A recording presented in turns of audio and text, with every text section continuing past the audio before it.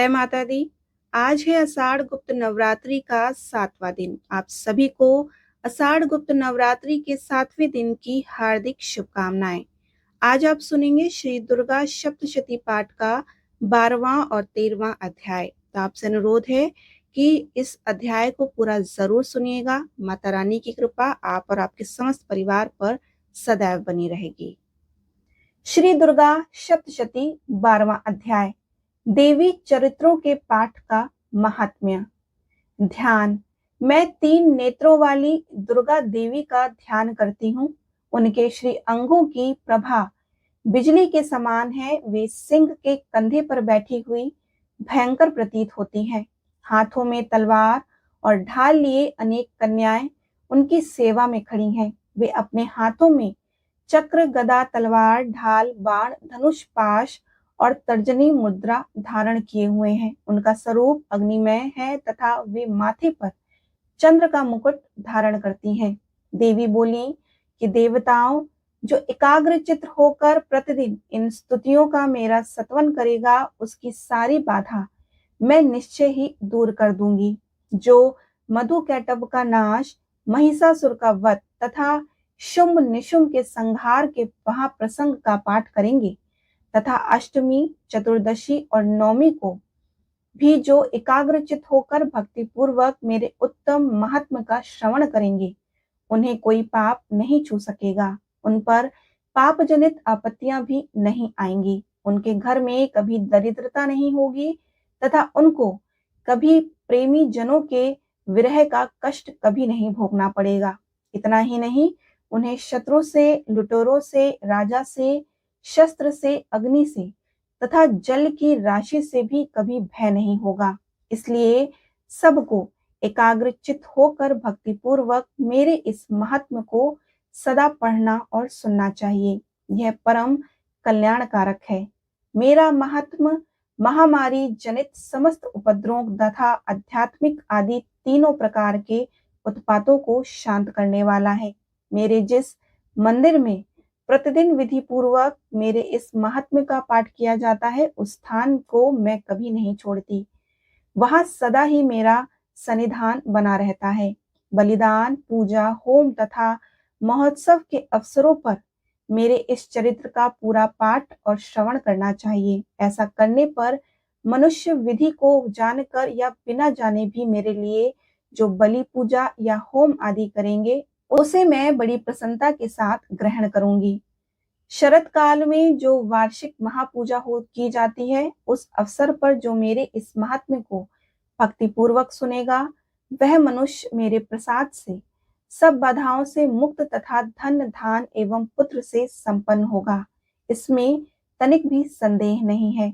मेरे इस महात्म्य, मेरे प्रादुर्भाव की सुंदर कथाएं तथा युद्ध में किए हुए मेरे पराक्रम सुनने से मनुष्य निर्भय हो जाता है। मेरे महात्म्य का श्रवण करने वाले पुरुष को शत्रु नष्ट हो जाते हैं, उन्हें कल्याण की प्राप्ति होती है तथा उनका कुल आनंदित रहता है।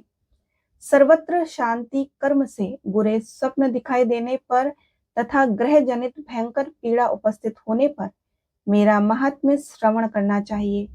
इससे सब विघ्न तथा भयंकर ग्रह पीड़ाएं शांत हो जाती हैं और मनुष्यों द्वारा देखा हुआ दुस्वप्न शुभ स्वप्न में परिवर्तित हो जाता है। बाल ग्रहों से आक्रांत हुए बालकों के लिए यह महात्म्य शांतिकारक है तथा मनुष्यों के संगठन में फूट होने पर अच्छी प्रकार मित्रता कराने वाला होता है। यह महात्म्य समस्त दुराचारियों के बल का नाश कराने वाला है। इसके पाठ मात्र से राक्षसों, भूतों और पिशाचों का नाश हो जाता है। मेरा यह सब महात्म्य मेरे समीप की प्राप्ति कराने वाला है। पशु, पुष्प, अर्घ, धूप, दीप, गंध आदि उत्तम सामग्रियों द्वारा पूजन करने से, ब्राह्मणों को भोजन कराने से, होम करने से, प्रतिदिन अभिषेक करने से, नाना प्रकार के अन्य भोगों का अर्पण करने से तथा दान देने से आदि से 1 वर्ष तक जो मेरी आराधना की जाती है और उससे मेरी जितनी प्रसन्नता होती है, उतनी प्रसन्नता मेरे इस उत्तम चरित्र का एक बार श्रवण करने मात्र से हो जाती है। यह महात्म्य श्रवण करने पर पापों को हर लेता है और आरोग्य प्रदान करता है। मेरे प्रादुर्भाव का कीर्तन समस्त भूतों से रक्षा करता है तथा मेरा युद्ध विषय का चरित्र दुष्ट दैत्यों का संहार करने वाला है। इसके श्रवण करने पर मनुष्य को शत्रु का भय नहीं रहता। देवताओं, तुमने और ब्रह्म ऋषियों ने जो मेरी स्तुतियां की हैं तथा ब्रह्मा जी ने जो स्तुतियां की हैं, वे सभी कल्याणमयी बुद्धि प्रदान करती हैं।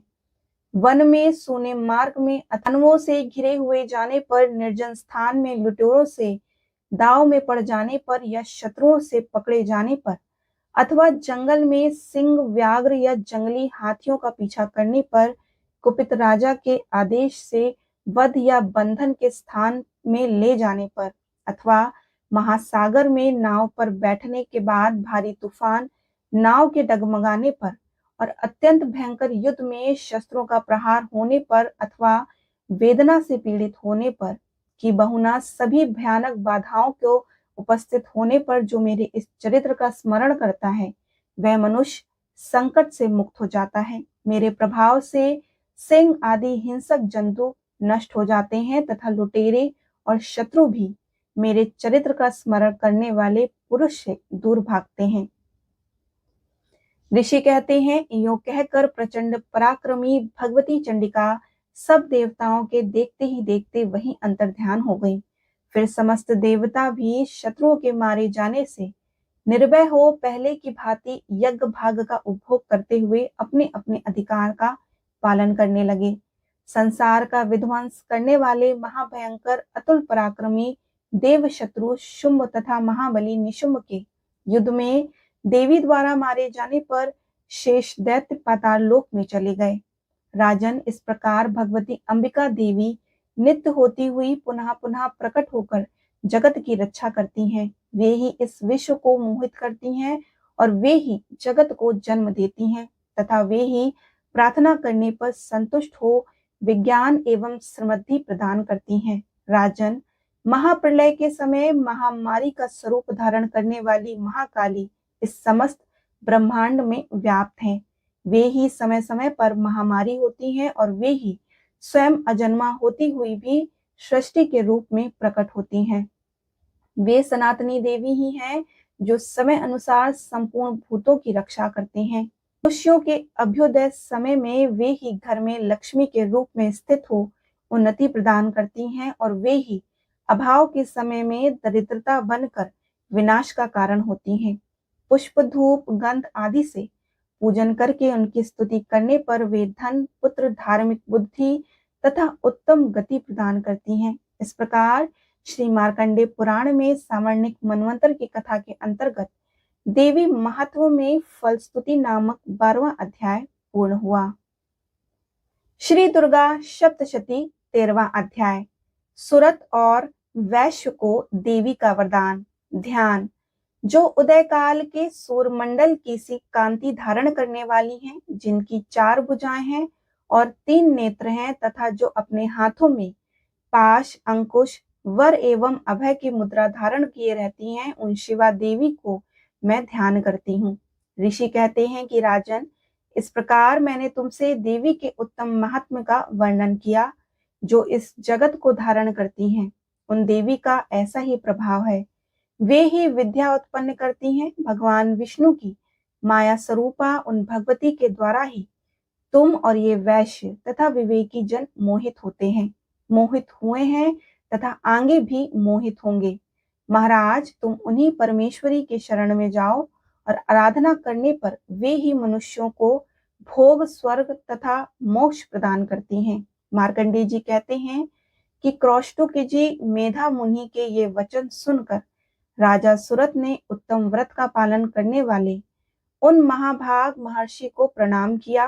वे अत्यंत ममता और राज अपहरण से बहुत खिन्न हो चुके थे। महामुनि इसलिए विरक्त होकर वे राजा तथा वैश्य तत्काल तपस्या को चले गए और वे जगदम्बा के दर्शन के लिए नदी के तट पर रहकर तपस्या करने लगे। वे वैश्य उत्तम देवी सूक्त का जप करते हुए तपस्या में प्रवृत्त हुए। वे दोनों नदी के तट पर देवी की मिट्टी की मूर्ति बनाकर पुष्प, धूप और हवन आदि के द्वारा उनकी आराधना करने लगे।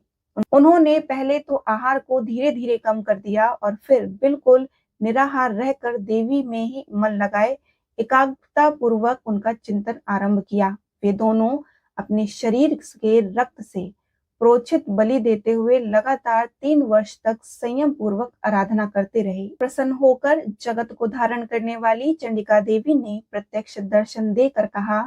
देवी बोली, हे राजन तथा अपने कुल को आनंदित करने वाले वैश्य, तुम लोग जिस वस्तु की अभिलाषा रखते हो वह मुझसे मांगो, मैं संतुष्ट हूँ, अतः तुम्हें वह सब कुछ दूंगी। मार्कंडेय जी कहते हैं, तब राजा ने दूसरे जन्म में नष्ट न होने वाला राज मांगा तथा इस जन्म में भी शत्रुओं की सेना को बलपूर्वक नष्ट करके पुनः अपना राज्य प्राप्त कर लेने का वरदान मांगा। वैश्य का चित्त संसार की ओर से खिन्न एवं विरक्त हो चुका था और वे बड़े बुद्धिमान थे, अतः उस समय उन्होंने तो ममता और अहंता रूप आसक्ति का नाश करने वाला ज्ञान मांगा। देवी बोली कि राजन, तुम थोड़े ही दिनों में शत्रुओं को मारकर अपना राज्य प्राप्त कर लोगे। अब वहां तुम्हारा राज्य स्थिर होगा। फिर मृत्यु के पश्चात तुम भगवान विवस्वान यानी कि सूर्य के अंश से जन्म लेकर इस पृथ्वी पर सावर्णिक मनु के नाम से विख्यात होगे। और वैश्य, तुमने भी जिस वर को मुझसे प्राप्त करने की इच्छा की है उसे देती हूँ, तुम्हें मोक्ष के लिए ज्ञान प्राप्त हो। मार्कंडेय जी कहते हैं कि इस प्रकार उन दोनों को मनोवांछित वरदान देकर तथा उनके द्वारा भक्ति पूर्वक अपनी स्तुति सुनकर देवी अंबिका तत्काल अंतर्ध्यान हो गई। इस तरह देवी से वरदान पाकर क्षत्रियों में श्रेष्ठ सुरत सूर्य से जन्म ले सावर्णिक नामक मनु होंगे। इस प्रकार श्री मार्कंडेय पुराण में सावर्णिक मनवंतर की कथा के अंतर्गत देवी महत्व में सुरत और वैश्य को वरदान नामक 13वां अध्याय पूर्ण हुआ। बोलो अम्बे मैया की जय।